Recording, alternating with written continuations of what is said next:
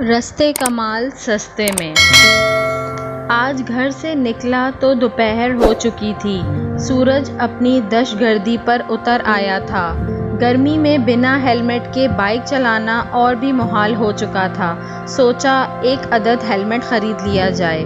Helmet کی دکان پر گیا۔ شیشوں میں رکھے ہیلمٹ بہت ہی پرکشش لگ رہے تھے۔ ایک اسپورٹ بائکرز کا ہیلمٹ پسند کیا۔ ریٹ پوچھا 1600 روپے۔ کم کراتے کراتے 1400 تک میں سودا طے پا گیا۔ بٹوا نکالا، پیسے دینے لگا پر پیسے کچھ کم تھے تو معذرت کر کے دکاندار سے ATM کا معلوم کیا۔ اس نے کہا کہ روڈ کے اس پار جانا پڑے گا گھوم کر۔ خیر میں ATM سے کیش نکال کر واپس جانے لگا تو روڈ کے سائڈ پر ایک بارش بزرگ دھوپ میں ہیلمٹ کا اسٹال لگائے بیٹھا تھا۔ میں ایک دم سے بادل نخواستہ رکنے پر مجبور ہو گیا۔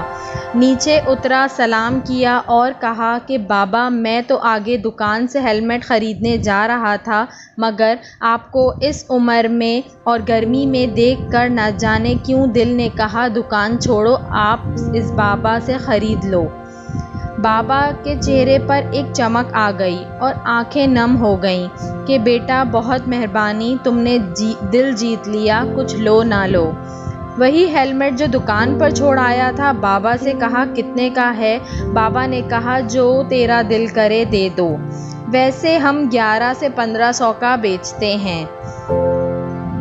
پھر بھی بابا کچھ تو قیمت لگاؤ۔ بیٹا سچ کہوں گا کیونکہ تم نے بات ایسی کی، 750 کی میری خرید ہے، تم جو دل کرے دے دو۔ میں اصرار کرنے لگا کہ بابا ایسا نہیں ہوگا، آپ بتا دیں۔